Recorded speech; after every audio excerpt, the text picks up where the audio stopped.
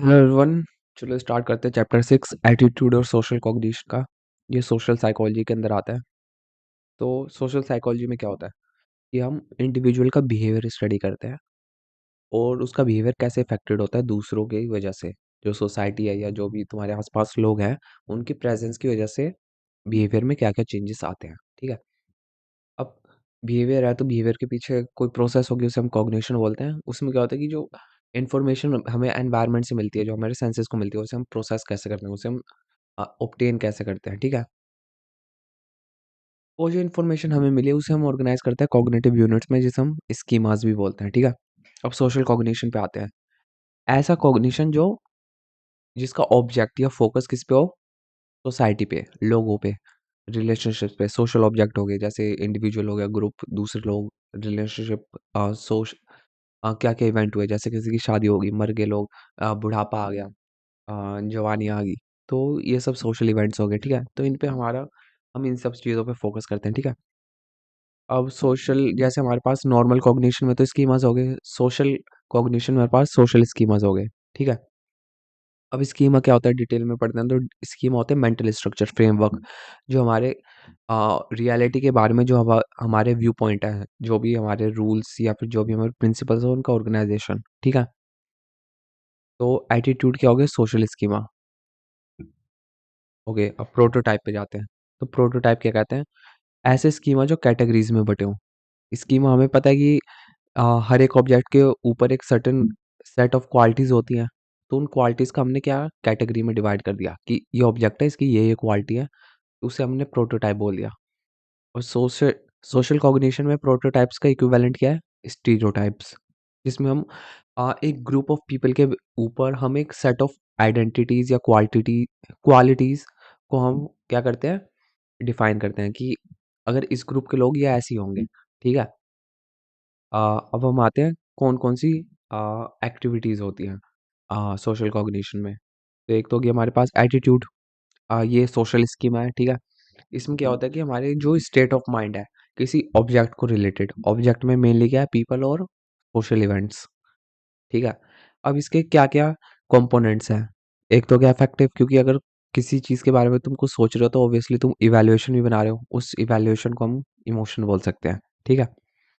अब बिहेवियरल हो गया कि ऑब्वियसली अगर तुमने किसी पर्टिकुलर तरीके से सोच रहे हो किसी चीज़ के बारे में तो उसी थिंकिंग के बेसिस पे तुम कोई बिहेवियर होगा तुम्हारा। अब आते हैं मेन चीज़ पे, कॉग्निटिव पे।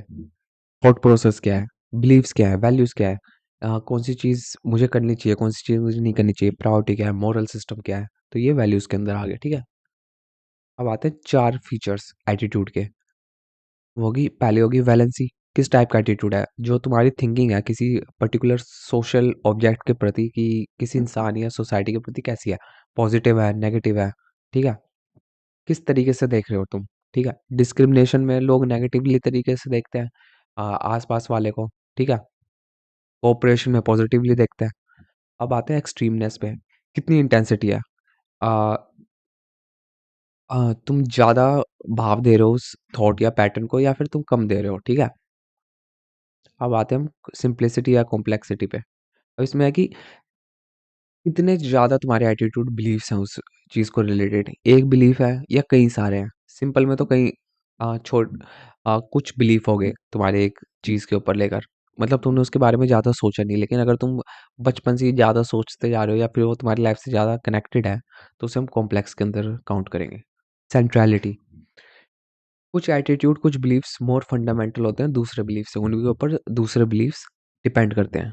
ठीक है। तो वो हो गया सेंट्रैलिटी। अब एटीट्यूड फॉर्म कैसे होता है, फॉर्म तो 2 तरीके से होता है। एक तो हमारे एक्सपीरियंस हो गए, फिर हमने दूसरों से सीखा, किताबों से पढ़ा, दूसरे लोगों के साथ इंटरेक्ट किया सोसाइटी में। तो उसकी वजह से जो भी हमारे एटीट्यूड डेवलप हुए लोगों के प्रति या पर्टिकुलर ग्रुप के प्रति, तो उसे हम क्या कहते हैं, एटीट्यूड फॉर्मेशन। ठीक है। प्रोसेस क्या है एटीट्यूड फॉर्मेशन की, पहले तो हो गया एसोसिएशन। अब कोई पॉजिटिव क्वालिटी है किसी इंसान की, तो वो तुम्हारे बिलीफ से लिंक्ड होगी। ठीक है। तुमने कहा कि भाई तुम्हें कोई सब्जेक्ट अच्छा लगता है, क्यों? क्योंकि तुम्हें वो टीचर ठीक लगता है कि वो टीचर पढ़ाने में बढ़िया है, उसका बिहेवियर बढ़िया है, तो वो सब्जेक्ट में भी ट्रांसफ़र हो जाता है। कॉन्सिक्वेंस, इस तरीके से तुम्हें उस पर्टिकुलर एटीट्यूड रखने का वो मिला क्या, रिज़ल्ट, कि तुम्हें रिवॉर्ड किया गया वो एटीट्यूड रखने का या फिर तुम्हें पनिश किया गया, ठीक है? वो आते हैं मॉडलिंग पे, जो तुमने दूसरों को देखकर सीखा है वो एटीट्यूड। तुमने देखा कि जो लोग सक्सेसफुल है उनका एटीट्यूड ये है, उनका सोचने का तरीका ये है, तो तुमने वो अडॉप्ट कर लिया अपने एटीट्यूड में, ठीक है? अब आते हैं हम ग्रुप या कल्चर नॉर्म्स पे।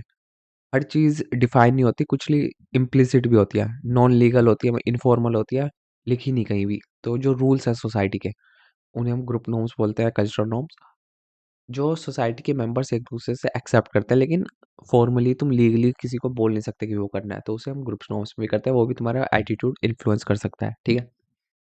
एक्सपोजर, कितनी नॉलेज है चीज़ों के बारे में, सोचते कितना हो, इंडिपेंडेंट थिंकिंग कितनी है, उससे भी एटीट्यूड तुम्हारा इन्फ्लुएंस होता है।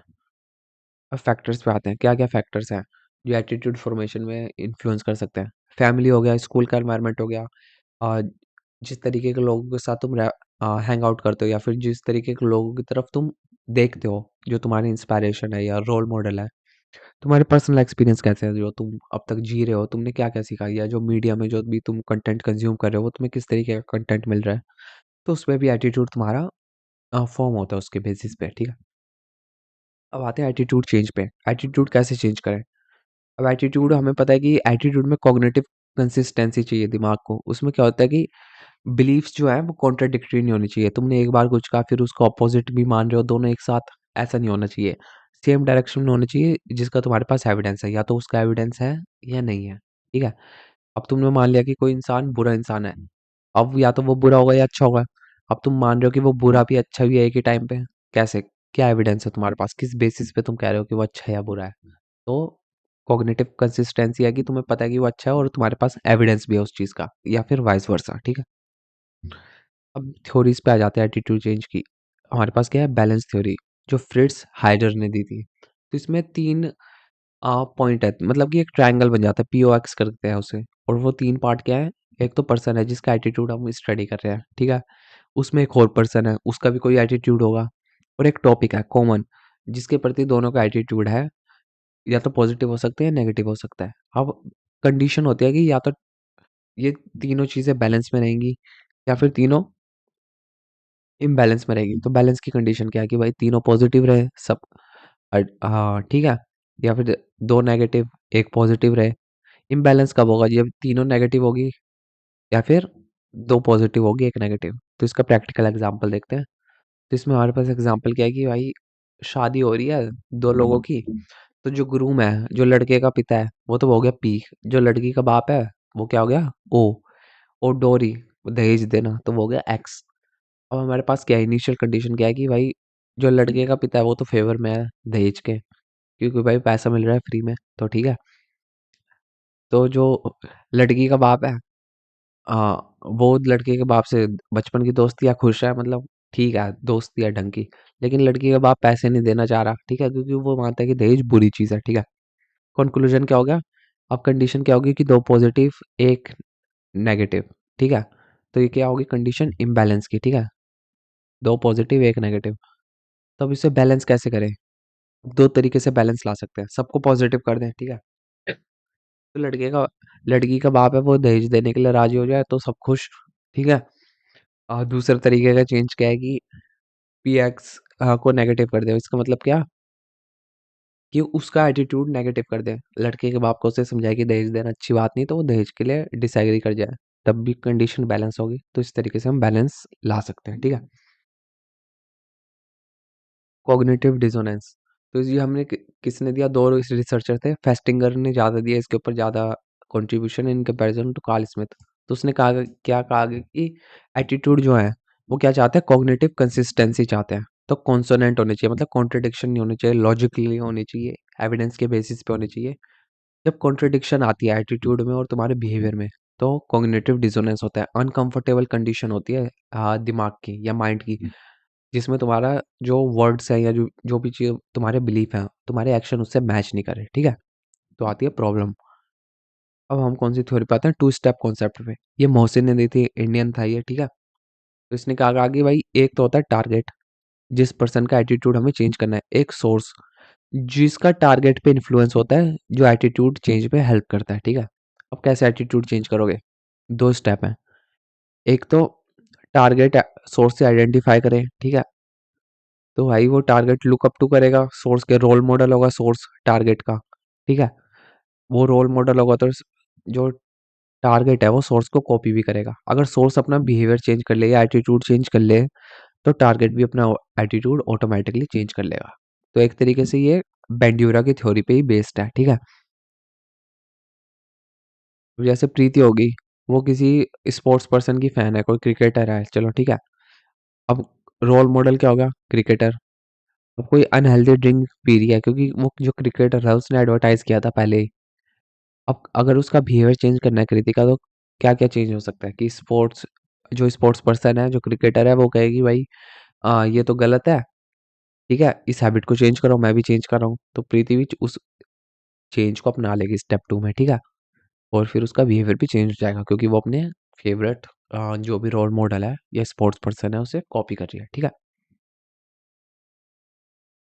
अब कौन कौन से फैक्टर हैं जो एटीट्यूड चेंज पे फर्क डाल सकते हैं। जैसे हमें पता था एटीट्यूड के फीचर क्या है, तो फीचर के किस तरीके का फीचर है उस पे भी एटीट्यूड चेंज करना डिफिकल्ट हो सकता है। जैसे क्या, नेगेटिव एटीट्यूड है उन्हें चेंज करना ज़्यादा मुश्किल है इन कंपैरिजन टू पॉजिटिव, ठीक है। एक्सट्रीम एटीट्यूड है वो ज़्यादा डिफिकल्ट होता है चेंज करने, मतलब कम जल्दी से चेंज होगा इन कंपैरिजन जो न्यूट्रल है।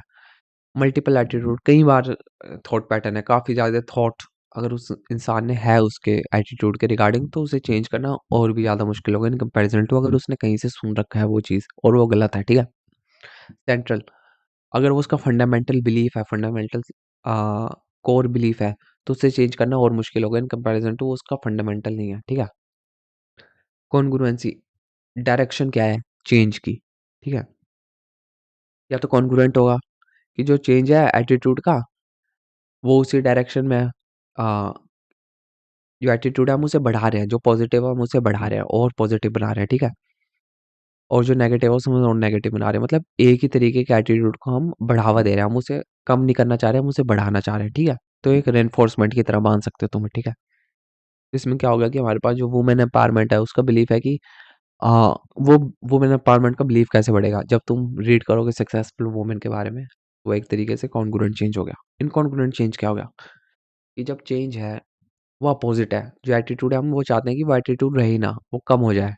तो जैसे अब क्या-क्या कंडीशन है कि वो एटीट्यूड कम चेंज हो सकता है। जैसे कि अगर वुमेन एम्पावरमेंट अब तुम चाहते हो सोसाइटी में, वो कम कैसे होगा कि भाई अगर उन्होंने कहा कि ऑब्जेक्शन आ गया कि जो वुमेन है अगर वो टू पावरफुल होगी, मतलब ज़्यादा कमाने-वगाने लग गई, तो वो फैमिली रिस्पॉन्सिबिलिटी ध्यान नहीं देगी। तो तरीके से ये क्या है, ये एक प्रॉब्लम बन सकती है। तो उसको हमें चेंज करना है। उसके लिए हमें अ कंडीशनिंग करनी पड़ेगी उन लोगों की, ठीक है? ढंग से। क्या आते हैं हम, सोर्स कैरेक्टरिस्टिक, ठीक है? Credibility, higher credibility. अगर सामने वाला जो सोर्स है, मतलब जो रोल मॉडल है, उसकी क्रेडिबिलिटी हाई है, मतलब पहले भी उसने काम कर रखा है ढंग का, तो लोग उस पे ज़्यादा बिलीव करेंगे, एटीट्यूड अपना उसके हिसाब से चेंज कर लेंगे, ठीक है? अब हम आते हैं अट्रैक्टिवनेस पे। जितना अट्रैक्टिव होगा तो हैलो इफेक्ट होगा, तो आदमी उतना ज़्यादा उससे इन्फ्लुएंस होगा सामने वाले से, ठीक है? Message characteristic, amount of information कितनी दे रहे हो, ठीक है। ऑप्टिमम है तो ठीक है, ज़्यादा ज़्यादा नहीं होनी चाहिए और कम नहीं होनी चाहिए। किस तरीके से अपील कर रहे हो, किस तरीके से अप्रोच कर रहे हो, उसका एटीट्यूड चेंज करने के लिए कैसे परसुएट कर रहे हो, ठीक है। रैशनल अपील, फंडामेंटल उससे एविडेंस दिखा रहे हो कि भाई ये बढ़िया क्वालिटीज़ है इस प्रोडक्ट की, इसे खरीदोगे तो तुम्हें ये फ़ायदा होगा। ये तो हो गया रैशनल। इमोशनल क्या, तुम्हें कितनी खुशी मिलेगी इस प्रोडक्ट के, तुम्हारे आस-पास वालों को कितनी खुशी मिलेगी, तुम्हें क्या-क्या बेनिफिट होगा, ठीक है। तो उस तरीके से वो तो हो गई इमोशनल अपील प्रोडक्ट की। मोटिव्स, अ, क्या-क्या नीड्स या गोल फुलफ़िल कर रहे हैं, क्या इंसान की नीड थी, किस तरीके से तुम उसे फुलफ़िल कर रहे हो, ठीक है। मूड क्या है, फ़ेस टू फ़ेस ज़्यादा इफ़ेक्टिव है इन कंपैरिज़न टू इनडायरेक्ट, जैसे तुमने अखबार में लिख दिया, वो कम इफ़ेक्टिव होगा अनलेस कोई सेल्स पर्सन तुम्हारे सामने हो। विज़ुअल ज़्यादा इफ़ेक्टिव है, टीवी पे एडवर्टाइज़मेंट, यूट्यूब पे एडवर्टाइज़मेंट ज़्यादा इफ़ेक्टिव है इन कंपैरिज़न टू कि सिंपल तुम ऑडियो सुन रहे हो या कहीं वो मैसेज पढ़ रहे हो ईमेल से, ठीक है। अब आते हैं टारगेट की क्या कैरेक्टरिस्टिक होनी चाहिए कि एटीट्यूड चेंज हो सके। उसमें आ गया परसुएबिलिटी कि भाई जल्दी एटीट्यूड चेंज कर लेता है, पर्सनैलिटी ज़्यादा पीपल प्लीज़िंग है, तो क्या होगा कि वो आराम से एटीट्यूड अपना चेंज कर लेगा। प्रिज्ड प्रेजुडिसेस, अगर ज़्यादा प्रेजुडिसेस है मतलब सस्पिशियस है, ज़्यादा वो बिलीव नहीं करता सामने वाले पे, तो वो कम चेंज होगा उसका एटीट्यूड का। सेल्फ एस्टीम, कम सेल्फ एस्टीम होने पे एटीट्यूड जल्दी चेंज होता है क्योंकि आदमी खुद तो सोचता नहीं, ठीक है?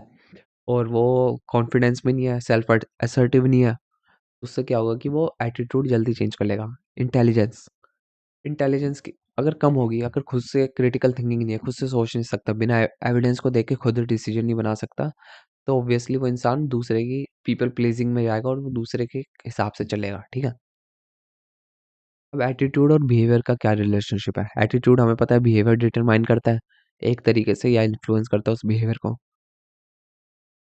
तो हमें क्या कंडीशन है कि कंसिस्टेंसी आए कि एटीट्यूड बिहेवियर को इन्फ्लुएंस करे। एटीट्यूड स्ट्रांग होगा, जितने स्ट्रांग होगा उतना एटीट्यूड उस इंसान को क्या करेगा, बिहेवियर को इन्फ्लुएंस करेगा। इंसान को पता है कि वो एटीट्यूड कौन-सा है, ऐसा नहीं कि वो इम्प्लिसिट है सबकॉन्शियस या अनकॉन्शियस में, इंसान को पता है कि वो कौन-सा एटीट्यूड है, वो क्यों फ़ॉलो कर रहा है, किस वजह से फ़ॉलो कर रहा है वगैरह-वगैरह। प्रेशर नहीं है कि इंसान को उस तरीके से बिहेव करना है। अगर कोई बिहेवियर है वो इंसान अपनी चॉइस से कर रहा है, ठीक है? अब आते हैं हम अ, कि पर्सन कैसा सोचता है, ठीक है? अब पर्सन का बिहेवियर अगर वो जितना रिवॉर्डिंग बिहेवियर होगा, इंसान उस बिहेवियर को उतना फ़ॉलो करेगा, ठीक है? स्टडी जो ये हमें दी थी रिचार्ड लैप्रियर ने, ठीक है? इसने क्या कहा कि ये स्टडी कर रहा था कि जो अमेरिकन है वो चाइनीज़ के प्रति कैसे प्रेजुडिश है। तो उसने क्या कहा कि पहले तो सर्वे ले लिया होटल वालों का कि अगर कोई चाइनीज़ कपल आएगा तुम्हारे यहाँ, तो क्या तुम उसे जगह दोगे? ज़्यादातर ने लिखित में दे दिया नहीं देंगे, ठीक है? सर्वे के हिसाब से। लेकिन जब असली में उसने स्टडी करी तो उसे पता लगा कि लोग अकोमोडेट कर देते हैं, मतलब कस्टमर अलाउ कर देते हैं, चाइनीज़ भी हो तो। उनको इतना फ़र्क नहीं पड़ता। तो ये क्या है इनकॉन्ग्रुएंसी है उनके एटीट्यूड और बिहेवियर में। कहने में कुछ और, करने में कुछ और, ठीक है? अब फेस्टिंगर या कार्ल स्मिथ, ये कॉग्निटिव डिसोनेंस की स्टडी थी, ये $1 वाली थी। ये तुम डिटेल में पढ़ सकते हो कहीं पे और, ठीक है? इम्प्रेशन फॉर्मेशन, इम्प्रेशन कैसे फॉर्म करता है इंसान? किसी इंसान के बिहेवियर या दूसरे को देखकर उसकी क्वालिटीज़ के बारे में क्या-क्या कंक्लूजन ड्रॉ करता है, ठीक है? देख के। वो कौन-कौन से पीपल होते हैं? एक तो टारगेट हो गया, जिसका इंप्रेशन फॉर्म करें। परसीवर क्या? जो इंप्रेशन बना रहा है टारगेट के बारे में, ठीक है? 3 3 सब प्रोसेसेस हैं। एक तो हो गया सिलेक्शन, क्या-क्या इन्फॉर्मेशन उसने देखी सामने वाले के ऊपर, टारगेट के ऊपर, जिसके बेसिस पे उसने कंक्लूजन ड्रॉ किए। ऑर्गेनाइजेशन, उस इन्फॉर्मेशन को उसने किस तरीके से प्रोसेस किया, ठीक है? इन्फ्रेंस, जो कंक्लूजन उसने ड्रॉ किया, वो कैसा था? कि कैरेक्टर के बारे में उसने क्या-क्या निकाला। जैसे अगर तुमने देखा कि कोई स्मोकिंग कर रहा है, तुमने स्मोकिंग करता हुआ देख लिया। तुमने क्या ऑर्गेनाइजेशन में लाया कि ये इंसान या तो एडिक्टिव है या फिर ये डिलिक्वेंट है। मतलब कि ये ज़्यादा ध्यान नहीं देता अपनी हेल्थ के बारे में, या फिर क्या पता ये गुंडा-वुंडा भी हो, ठीक है? तो तुमने उस इन्फ्लुएंस को निकाल दिया, जो कंक्लूजन तुमने क्या निकाला कि ये इंसान ढंग का इंसान नहीं है, ठीक है? क्योंकि वो सिगरेट पी रहा था, ये इन्फॉर्मेशन तुम्हारे पास है, तुम्हारे पास और कुछ इन्फॉर्मेशन नहीं सामने वाले के ऊपर, तो ठीक है? तो ये कंक्लूजन क्या है? इनवैलिड भी हो सकता है, ठीक है? क्योंकि तुम्हारे पास और एविडेंस नहीं है, तुम खुद ही जो तुम फ़ील करना चाह रहे हो वो बना रहे हो, ठीक है? अब आता है क्या-क्या इफ़ेक्ट इन्फ्लुएंस कर सकते हैं एटीट्यूड को, ठीक है? एक तो हो गया प्राइमेसी इफ़ेक्ट कि फर्स्ट इंप्रेशंस पे आदमी जो पहले इन्फॉर्मेशन आई, उसको ज़्यादा प्रेफ़रेंस देना इन कंपैरिज़न टू जो लास्ट में इन्फॉर्मेशन आई। रिसेंसी इफ़ेक्ट क्या है कि इन्फॉर्मेशन जो बाद में आई उसका ज़्यादा इफ़ेक्ट है, क्योंकि जो परसीवर था वो पहले तो अटेंशन दे नहीं रहा था, लास्ट में उसे अटेंशन देनी पड़ी। लास्ट में जो भी इन्फॉर्मेशन आई उसका ज़्यादा इफ़ेक्ट पड़ा। हैलो इफ़ेक्ट, पॉज़िटिव जजमेंट बनाना किसी का, क्योंकि उस तुमने कुछ ढंग की क्वालिटीज़ उसमें पहले देख ली इनिशियली, जैसे कि उसने अगर ढंग से बात कर ली तुम्हारे साथ, या फिर तो तुमने सोचा कि ये अच्छा इंसान है। बल्कि तुम्हारे पास और कुछ ज़्यादा इन्फॉर्मेशन नहीं, तुमने एक बार एक इंस्टेंस के ऊपर तुमने पूरा उसका वो क्या कर लिया, कंक्लूजन ड्रॉ कर लिया, ठीक है? क्या-क्या एरर्स आ सकते हैं एटीट्यूड फॉर्मेशन में? तो हमारे पास आ गया फंडामेंटल एट्रिब्यूशन एरर। इसमें क्या होता है कि जब हम ज़्यादा वेटेज देते हैं इंटरनल या डिस्पोजिशनल फैक्टर्स को इन कंपैरिजन टू एक्सटर्नल, मतलब कि तुमने मान लिया कि वो इंसान, उसका कैरेक्टर ही खराब है, वो इंटरनली ऐसा है, इन कंपैरिजन कि तुमने सिचुएशन को नहीं देखा कि उसने ऐसा क्यों बिहेव किया उस सिचुएशन में, क्या पता कोई और हो। जैसे तुमने सिगरेट पीता हुआ देख लिया, तुमने क्या इन कंक्लूजन ड्रॉ किया कि ये अच्छा इंसान नहीं है। क्या पता वो स्ट्रेस में हो, क्या पता वो उसी तरीके से डील करता हो उस सिचुएशन के साथ, क्या पता उसे नया तरीका ना पता हो। ठीक है, तो फंडामेंटल एट्रीब्यूशन एरर ये हो गया कि तुमने कोई एक चीज़ देख ली जो तुम्हें पसंद नहीं, और तुमने उसके एटीट्यूड या आ, उसके कैरेक्टर के ऊपर जजमेंट बना दिया पूरा। ठीक है, अब सेल्फ सर्विंग बायस क्या हो गया कि जो भी अपना बढ़िया बढ़िया काम हो गया, सक्सेस मिल गई, तो उसे तो अपने ऊपर खुद क्रेडिट ले लेना कि भाई मेरी वजह से हुआ ये। और जो भी फेलियर हो गया उसे एक्सटर्नल कि भाई एनवायरनमेंट ऐसा था, पेपर अच्छा नहीं था वगैरह वगैरह, उसके ऊपर डाल दिया। तो ये हो गया सेल्फ सर्विंग बायस। ऑब्जेक्टिव ना रहना, ठीक है, हर सिचुएशन को इंटरनली और एक्सटर्नली दोनों तरीके से ना देखना, फैक्ट को कंसिडर ना करना, इस तरीके से बायस आता है। ठीक है, एक्टर ऑब्जर्वर बायस जिसमें दोनों का कॉम्बिनेशन होता है। ठीक है, ऊपर सेल्फ सर्विंग भी होता है, फंडामेंटल एट्रीब्यूशन भी होता है। ठीक है, तो अब हम आते हैं एट्रीब्यूशन पे। तो एट्रीब्यूशन क्या होता है? एट्रीब्यूशन क्या होता है कि जो बिहेवियर तुमने स्पेसिफिक उस सिचुएशन में देख लिया, सोशल सिचुएशन में, उसके बेसिस पे तुमने क्या कॉजेस निकाल लिया कि ये इंसान बिहेव कर रहा है इस वजह से। ओके, वाई निकालते हैं हम, वाई कि ऐसा क्यों बिहेव किया उसने। ठीक है, क्या क्या कैटेगरीज हो सकते हैं कॉजेस की? तो ये हमें कितने किसने दिया था? बर्नार्ड वाइनर ने। या तो इंटरनल होगी, या तो आदमी खुद से कर रहा है, उसका मन है, या एक्सटर्नल, या तो उसे फोर्स किया जा रहा है, या फिर एक्सटर्नल इन्फ्लुएंस है उसके ऊपर। ठीक है, या तो स्टेबल होगी या अनस्टेबल होगी। स्टेबल मतलब क्या? टाइम के साथ चेंज नहीं कर सकती, रिपीटिंग है, रिलायबिलिटी है। अनस्टेबल मतलब ओकेशनल है, हर बार नहीं होगी, कभी कभी होगी। तो उसने 2 by 2 की मैट्रिक्स निकाल ली, तो उसने ये टेबल हमें दे दी। ठीक है, तो ये फाइनर्स की क्लासिफिकेशन होगी। अब हम आते हैं फैक्टर, जो इंप्रेशन या एट्रीब्यूशन को इफेक्ट करते हैं। किस तरीके की इन्फॉर्मेशन मिली परसीवर को, इन्फॉर्मेशन की क्वालिटी कैसी थी। ठीक है, सोशल स्कीमा परसीवर के, उसने वो पहले से ही कैसे सोचता है दुनिया के बारे में, उसकी फिलॉसफी क्या है, वो किस तरीके से देखता है लोगों को, उसने क्या क्या स्टीरियोटाइप है उसके दिमाग में, क्या क्या थिंकिंग उसकी कैसी है। ठीक है, पर्सनैलिटी कैरेक्टरिस्टिक, वो किस तरीके से बिहेव करता है लोगों के साथ, कैसे उसके सोचने का तरीका है, वगैरह वगैरह। ठीक है, सिचुएशनल फैक्टर, सिचुएशन कैसी थी जिसके अंडर उसने इन्फ्लुएंस बनाई है, इंप्रेशन बनाया। ठीक है, अब कॉग्निटिव प्रोसेसेस इंटरनल होती है ऑब्वियसली, क्योंकि ये माइंड की होती है। इन्हें हम इनके ऊपर हम तब तक कर सकते हैं, हम इन्हें आइडेंटिफाई कैसे कर सकते हैं? बिहेवियर के थ्रू। बिहेवियर हम देखते हैं, फिर हम उसके ऊपर इन्फ्लुएंस बनाते हैं। एग्जाम्पल कैसे? एग्जाम्पल हो गया सोशल फैसिलिटेशन, दूसरों की प्रेजेंस में परफॉर्मेंस का इंक्रीज होना। ये हमें किसने दिया था? ट्रिपलेट ने। उसने क्या ऑब्जर्व किया कि जब लोग दूसरे की प्रेजेंस में होते हैं तो वो ज़्यादा सीरियसली परफॉर्म ले करते हैं, अपनी परफॉर्मेंस को ज़्यादा सीरियसली लेते हैं इन कंपैरिजन टू जो वो अकेले होते हैं। ठीक है, क्या क्या कॉजेस हो सकते हैं? क्या पता दूसरे की प्रेजेंस से वो ज़्यादा अराउज्ड हो रहे हो, ज़्यादा अटेंशन दे रहे हो अपने एनवायरनमेंट में। ठीक है, ये किसने किया? जैगनॉक ने। इवैल्यूएशन अप्रीहेंशन, ये किसने दिया? कोटल ने। तो इसने क्या कहा कि आ, जब वो प्रेज मिलती है तो परफॉर्मेंस अच्छी होती है। ठीक है, लेकिन जब क्रिटिसिज्म मिलती है, जब वो परफॉर्मेंस बैड होती है, तो इस तरीके से आदमी क्या होता है, इन्फ्लुएंस हो सकता है कि भाई अगर मैं अच्छा परफॉर्म करूंगा तो मुझे प्रेज मिलेगी, अगर मैं बुरा परफॉर्म करूंगा तो मुझे क्रिटिसिज्म मिलेगी या पनिशमेंट मिलेगी। ठीक है, तो इस तरीके से इंसान मैनिपुलेट हो सकता है। ठीक है, परफॉर्मेंस के रिगार्डिंग। अब आते हैं नेचर कैसा है टास्क का। टास्क सिंपल था, टास्क पहले से कर रखा है, तो भाई आदमी को ज़्यादा कॉन्फिडेंस होगा कि वो उसे हैंडल कर सकता है। अब कोई ऐसा टास्क है जो उसे पता भी नहीं, नया है, कॉम्प्लेक्स है, ज़्यादा मेहनत लग रही है, तो उसमें उसका डर ज़्यादा होगा। ठीक है, तो उसे, क्योंकि वो श्योर नहीं है कि वो कैसा परफॉर्म करेगा। वो एक्शन, वो एक्शन क्या होता है? उसमें क्या आता है? सोशल कंपैरिजन या कंपटीशन दूसरों के साथ। हम दूसरों के साथ कंपेयर करते हैं अपनी परफॉर्मेंस या टास्क को, क्योंकि वो भी वही कर रहा है जो हम कर रहे हैं। जैसे एग्जाम हो गया, सब एक ही चीज़ कर रहे हैं, सब एक ही एग्जाम में लगे पड़े हैं, सब कंपटीशन में है। तो ये कोएक्शन की सिचुएशन होगी। सोशल इनहिबिशन या लॉफिंग, दूसरों की प्रेजेंस में परफॉर्मेंस का डिक्लाइन। ठीक है, अब कैसे होगा दूसरों की परफॉर्मेंस है? जब सब एक साथ काम कर रहे हैं तो इंडिविजुअल रिस्पॉन्सिबिलिटी तो रही नहीं, तो कुछ एक दो आदमी काम भी कम करेंगे, तो कुछ ऐसे लोग होंगे जो ज़्यादा काम करेंगे। ठीक है, तो इस तरीके से ओवरऑल परफॉर्मेंस तो गिर गई, जो अकेले वो काम करता है वो ज़्यादा होता है इन कंपैरिजन टू अलग से। ठीक है,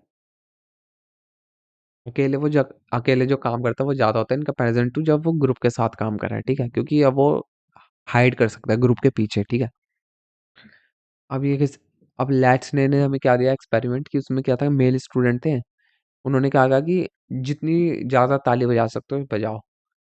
तो भाई उन्होंने कैलकुलेशन करी कि एक स्टूडेंट की ताली की आवाज़ इतनी है और ग्रुप साइज़ इतना होगा तो उसकी आवाज़ कितनी होगी ओवरऑल ग्रुप की। जब ओवरऑल सबको एक साथ कहा कि ताली बजाने को तो आवाज़ कम निकली, ठीक है? इसका मतलब कि ओवरऑल कुछ पार्टिसिपेंट ने कम अ, ज़ोर से ताली बजाई, ठीक है? अब इसके क्या-क्या कॉजेज़ हो सकते हैं? डिफ्यूजन ऑफ रिस्पॉन्सिबिलिटी ऑब्वियसली अ, अब तुम किस-किस को देख लोगे अगर सारे ग्रुप में काम करें, अगर तुम्हारे पास कोई ऐसा तरीका नहीं है कि तुम इंडिविजुअली आइडेंटिफ़ाई कर सको कि इसका कितना कंट्रीब्यूशन है, तो डिफ्यूजन ऑफ रिस्पॉन्सिबिलिटी वो शायद काम चोरी भी कर दे वो इंसान, ठीक है? मोटिवेशन नहीं है, काम करने का मन नहीं है क्योंकि उसे पता है कि वो जज तो होगा नहीं इंडिविजुअली, तो उसे क्या पता उतना फ़ायदा भी ना मिले मेहनत करने का या फिर उसे उतना नुकसान भी ना हो मेहनत ना करने का, ठीक है? तो इस वजह से उसकी मोटिवेशन डिक्रीज़ होगी। इम्प्रॉपर कोऑर्डिनेशन ढंग से पता ही नहीं कि किसको क्या करना है, ग्रुप में रोल डिफाइन नहीं रिस्पॉन्सिबिलिटी डिफाइन नहीं, तो इंसान करे तो करे क्या, ठीक है? अब आ गया reducing social laughing. Social laughing हम रिड्यूस कैसे कर सकते हैं? काम-चोरी हम कैसे कम कर सकते हैं, ठीक है? तो उसके लिए हमें क्या करना है कि एफर्ट्स आइडेंटिफाई करें, रिस्पॉन्सिबल बनाएँ। हम आइडेंटिफाई कर पाएँ कि किसका कितना कंट्रीब्यूशन है, उसकी टास्क की कितनी वैल्यू है और उसने कितना काम किया, हम ये मेज़र कर पाएँ, ठीक है? प्रो सोशल बिहेवियर क्या होता है? इसमें हमें पता है कि दूसरों के प्रति हेल्पफुल रहना, दूसरों की मदद करना, दूसरों की लाइफ में वैल्यू ऐड करना, जब उन्हें ज़रूरत हो, ठीक है? अब क्या है एम क्या है कि दूसरे की हेल्प करना, कुछ कुछ चीज़ एक्सपेक्ट ना करना, ठीक है? विलिंगली करना, कोई क्या कहते हैं, कोई फ़ोर्स ना करे तुम्हें। तो इसके क्या-क्या एग्ज़ाम्पल हैं? सिम्पैथी शो करना, फ़ेवर देना, चैरिटी कर देना, अपनी चीज़ शेयर कर लेना। सपोज़ कि अगर कोई पेन भूल गया तो पेन दे देना, ठीक है? फैक्टर क्या-क्या फैक्टर इन्फ्लुएंस कर सकते हैं प्रो सोशल बिहेवियर को? जैसे हमें पता है अ, सोशल रिस्पॉन्सिबिलिटी आदमी सोचता है कि भाई उसकी रिस्पॉन्सिबिलिटी है कि उसे दूसरों की हेल्प करनी है, तो अगर वो रिस्पॉन्सिबिलिटी लेता है तो बढ़िया है। रेसिप्रोसिटी दूसरों की हेल्प कर रहा है क्योंकि उसकी भी हेल्प करी दूसरों ने पास्ट में, ठीक है? इक्विटी उनकी हेल्प करना जो वो डिज़र्व करते हैं, ठीक है? तो उसने देखा कि वो इंसान डिज़र्व कर रहा है जैसे कि अगर कोई दोस्त है तुम्हें पता है वो मेहनती है लेकिन अगर उसका पढ़ाई में अब अच्छा नहीं है थोड़ा-सा क्योंकि उसके यहाँ प्रॉब्लम चल रही है तो उसकी तब हेल्प करते हो क्योंकि वो डिज़र्व करता है। इन कंपैरिज़न टू अगर तुम्हें पता है कोई इंसान शराबी है और वो तुम्हें पैसे माँग रहा है और तुम्हें पता है कि वो बाद में जाके शराब ही पिएगा, तो उस केस में वो हेल्प डिज़र्व नहीं करता क्योंकि तुम उसकी डिस्ट्रक्शन में ही ज़्यादा पुश फॉरवर्ड कर रहे हो उसे क्योंकि रिइंफोर्स कर रहे हो उसका डिस्ट्रक्शन वो उसको जितने ज़्यादा पैसे दोगे वो उतना ज़्यादा शराब पिएगा, क्या पता वो मर भी जाए। तो इसलिए वो डिज़र्व नहीं करता हेल्प इसलिए तुम हेल्प नहीं कर रहे, ठीक है? एम्पैथी दूसरे को समझने की कोशिश करना, ठीक है? वो दूसरे का पर्सपेक्टिव लेना। अब प्रो सोशल बिहेवियर कम कैसे हो सकता है? क्या पता मूड अच्छा ना हो, मन ना हो दूसरे की हेल्प करने का, बिज़ी हो, अपनी प्रॉब्लम लगी हो। अब पहले तो अपनी प्रॉब्लम सॉल्व करेगा इंसान, तभी तो दूसरे की हेल्प कर पाएगा। तो क्या है, अब आते हैं बायस्टैंडर्ड इफेक्ट पे कि भाई दूसरे लोग आ गए तो रिस्पॉन्सिबिलिटी का डिफ्यूजन हो गया। अब इतने सारे लोग हैं, मैं ही अकेला क्यों हेल्प करूँ? बाकी लोग नहीं कर सकते क्या? वगैरह, वगैरह। तो ये बायस्टैंडर्ड इफेक्ट के अंदर आ गया। अल्ट्रुइज़्म दूसरों की हेल्प करना अपने वेलफेयर के बारे में सोचे बिना, अपने सेल्फ इंटरेस्ट के बारे में सोचे बिना। प्रेजुडिसेस क्या है? Negative attitude. पहले तो एटीट्यूड हो गए, अब वो पॉजिटिव भी हो सकता था, नेगेटिव भी हो सकता था। ये नेगेटिव है, ठीक है? इसके भी 3 कंपोनेंट वैसे हैं जैसे एटीट्यूड क्या है, कॉग्निटिव हो गया, अफेक्टिव हो गया, बिहेवियरल। कॉग्निटिव में क्या हो गया स्टीरियोटाइप, नेगेटिव बिलीफ, किसी के ग्रुप के बारे में बुरा सोचना। कोई किसी स्टेट से है, किसी कास्ट से है, किसी रेस से है, उसके बारे में बुरा सोचना कि भाई ये तो ऐसी है, बेकार है। बुरा फ़ील करना, डिसलाइक करना, हेट्रेड दिखाना उसके बारे में। बिहेवियरल क्या होगा डिस्क्रिमिनेशन करना। अब डिस्क्रिमिनेशन को हम चेंज कर सकते हैं लॉ के। बाकी जो सोचने का तरीका है यार, इंसान कैसा फ़ील करता है वो तो उसकी फ्रीडम है। भाई वो कैसा भी सोचे, लेकिन बिहेवियर वाइज़ तो अगर वो डिस्क्रिमिनेट करे इसका मतलब वो सामने वाले के राइट्स ले रहा है, तो राइट्स नहीं लेने, ठीक है? ये लॉ के ऊपर है। अब हम क्या आते हैं अ, अब प्रेजुडिसेस ज़्यादा हो गए, ज़्यादा डिस्क्रिमिनेशन हो गया, तो उसकी वजह से क्या हो कि हेट्रेड भी हो सकती है लोगों में। हेट्रेड होगी तो ऑब्वियसली लोग फाइट भी करेंगे क्योंकि उन्हें वैल्यू चाहिए। अब तुम उनकी वैल्यू ले रहे हो या फिर तुम उन्हें वैल्यू ऑब्टेन करने से रोक रहे हो, तो ऑब्वियसली हेट्रेड आएगी तो भाई उनका बिहेवियर भी वैसे ही होगा वॉलेंट, तो कॉन्फ्लिक्ट हो जाएगी इंटर ग्रुप। ग्रुप के बीच में, एक सोसाइटी के अंदर ही, सोसाइटी के बीच, कंट्रीज के बीच, वगैरह वगैरह। क्या क्या सोर्सेज हैं प्रेजुडिस के? आदमी सीखता कहाँ से है? ऑब्वियसली एसोसिएशन, लर्निंग, ऑब्जर्वेशन, अपने आसपास के लोगों को देखा ऐसे कर रहे हैं, कहीं मीडिया से सुन लिया, वगैरह वगैरह। तो उसने वो सीख लिया बिना सोचे समझे, ठीक है। अब स्ट्रॉन्ग सोशल आइडेंटिटी क्या है? कि भाई ज़्यादा उसे सिखाएगा कि अपने ग्रुप को ही फेवर करो, सामने वाले को एक्सटर्नल या आउट ग्रुप का मेंबर समझो, इंसान को इंसान मत समझो, ठीक है। तो पॉजिटिव अपने ग्रुप वालों की तरफ रहो, अपनी फैमिली की तरफ या अपने उनकी तरफ, बाहर वाले की तरफ नेगेटिव रखो, ठीक है। स्केप गोटिंग, जो भी तुम्हारी लाइफ में प्रॉब्लम है या तुम्हारे कंट्री में प्रॉब्लम है या तुम्हारे ग्रुप में प्रॉब्लम है, उसे ब्लेम कर दो किसी दूसरे ग्रुप के ऊपर, जनरली माइनॉरिटी ग्रुप के ऊपर, ठीक है।